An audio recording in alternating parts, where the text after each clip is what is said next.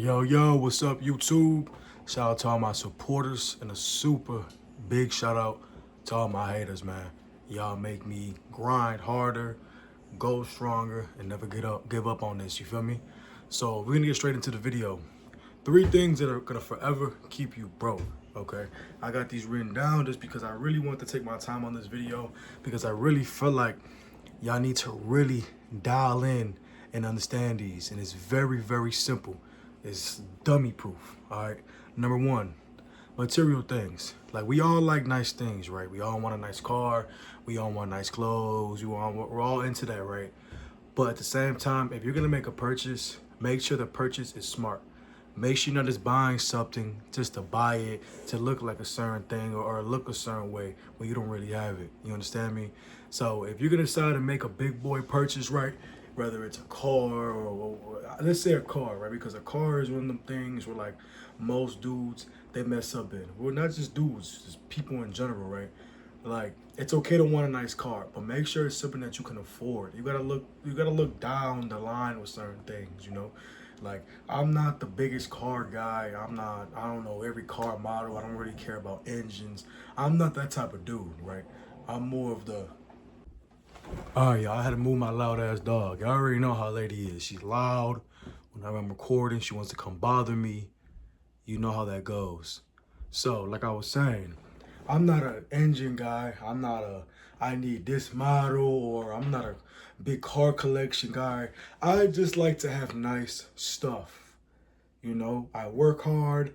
If I see it and I want it and I can afford it, I'm going to get it. But remember how I just said, if I see it, if I like it, if I want it, and if I can afford it. It's a lot of times people forget that last part. All they want is just what they want and what they want and what they see and what's shiny and what's there. But that's what keeps you people broke. That's what keeps people in general broke. Constantly worrying about just the wants and the needs, but not the logical part about it. Because look, it's okay if you want that nice car, but can you afford the monthly payments? Can you afford the maintenance that comes into that vehicle? When you looking into getting a vehicle, make sure you do some research on that vehicle. Really think if you can afford that $300 oil change, or that $600 brake change, or if God forbid, the engine's knocking, or you forget to put oil in your car, your engine's knocking out. Can you afford to put $4,000 into that engine? And that's just for the engine. That's not including the labor.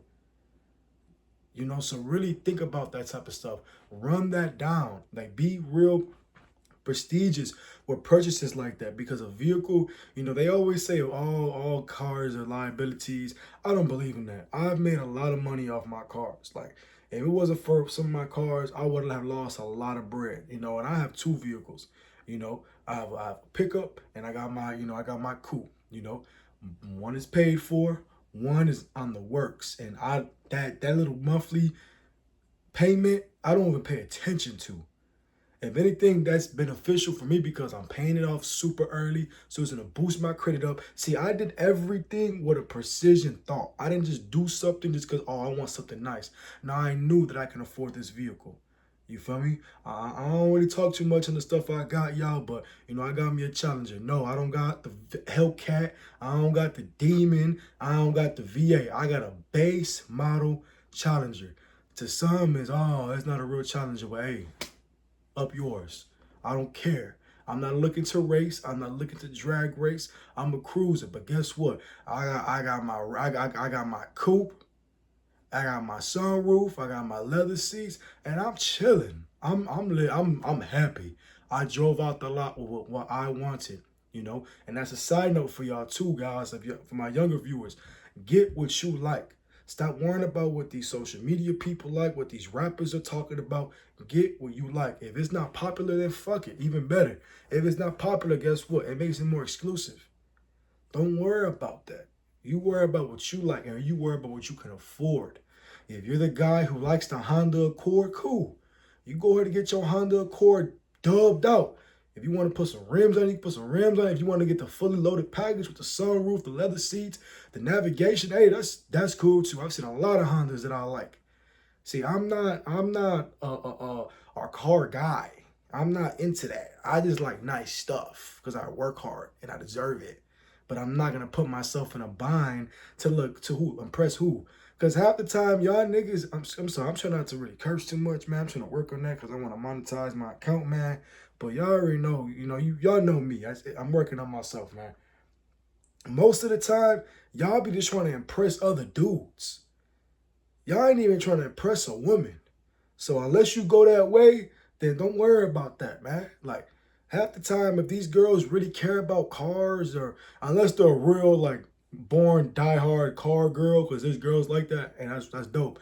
But if they're not a car girl for real, like a real car, like into vehicles, she works on her cars, all that. If she just tries to act like she's a car girl because she likes nice shit, stay away from her. If she don't want to fuck with you because you ain't got a V8 Hellcat, Dodge or Challenger, all right, then don't mess with her, because that's a problem already. That's already a red flag. That's the biggest red flag.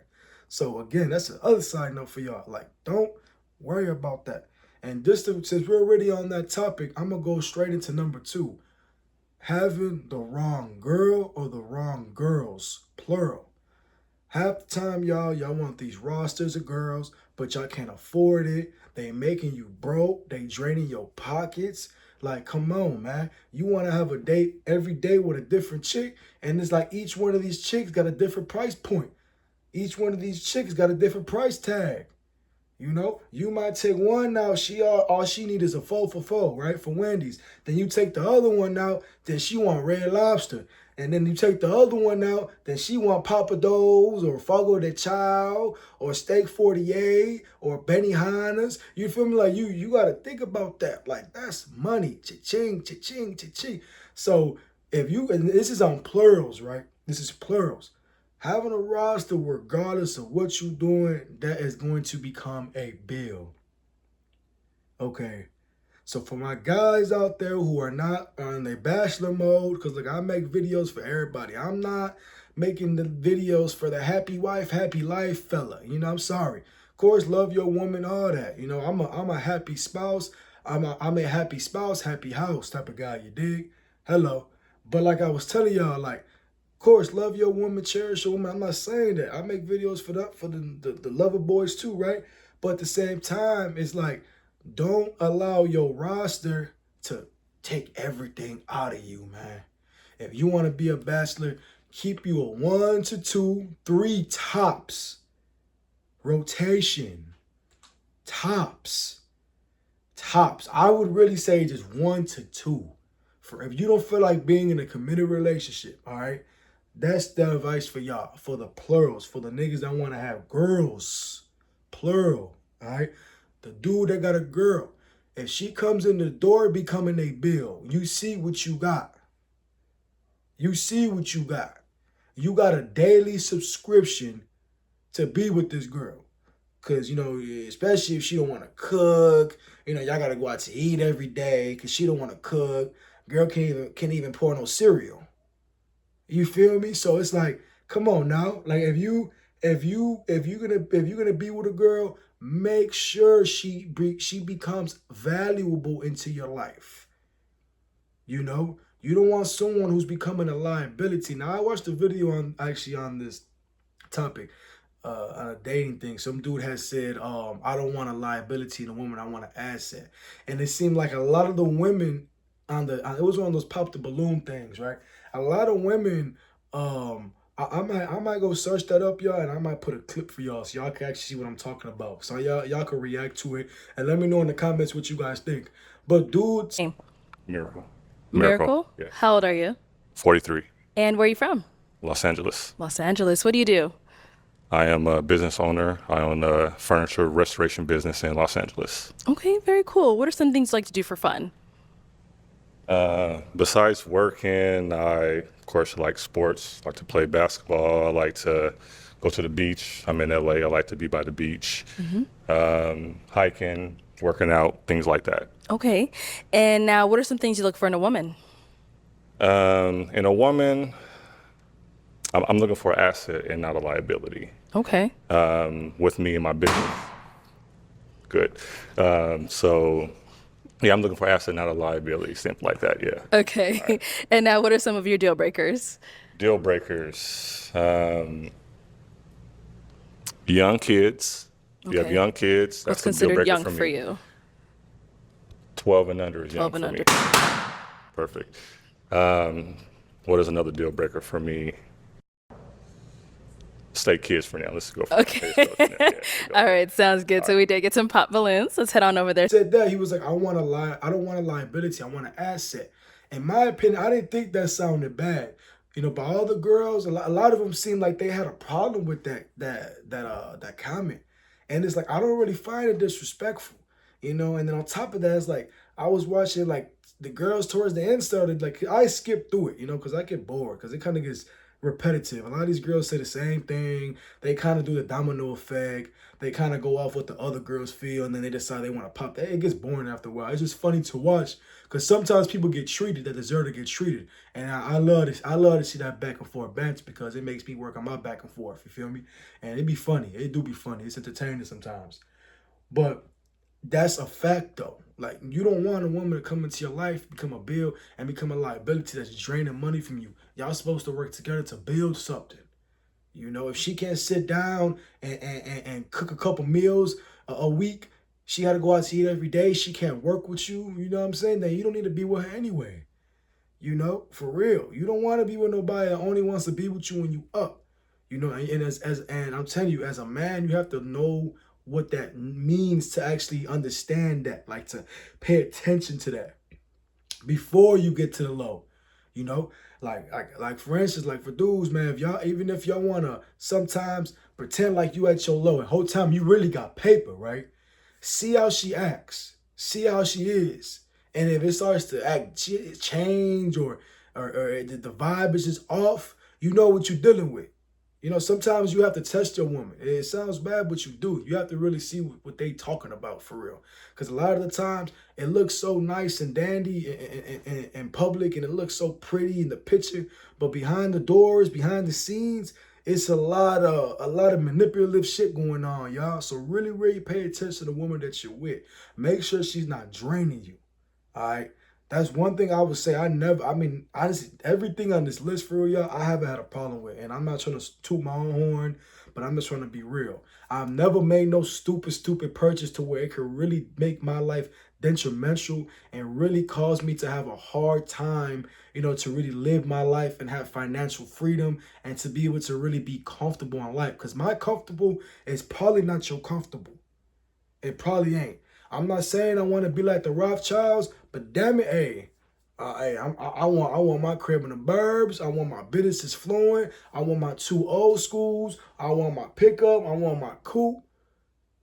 So I want things. Don't get it twisted, but I don't need 30 or 40 of them. I don't need that. I never had that problem. I don't overly indulge in things. It's not that deep for real. It's really not. You're only one person. You're only one person, man. And half the time, those things they say, oh, you can leave a legacy. Okay, my legacy will be the things that I did, not the things that I have. You understand me? And with the whole girl situation, I've never been with a girl or girls and let them just drain me. I ain't gonna lie.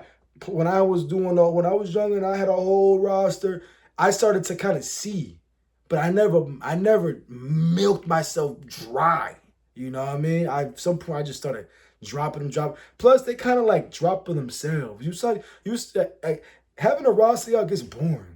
Because eventually you're gonna like one or probably two the most, and those are gonna be the ones you really want to spend your time with anyway. You know what I mean? So that's what I'm saying. Like that whole having 5, 6, that shit sounds cool and everything when you're young, but it gets played out. It really does, and it becomes a bill. Like regardless of how you try to do it, it becomes a bill because you have to do something with all of them. You can't just be kicking it, having fun with one, and then be laid up in the crib with the other one all the time. Nah, that's not how you do things, man. Cause I'm not boring. I don't always. I like to be in the house, but I don't want to be in the house all damn day. Okay. Now 3.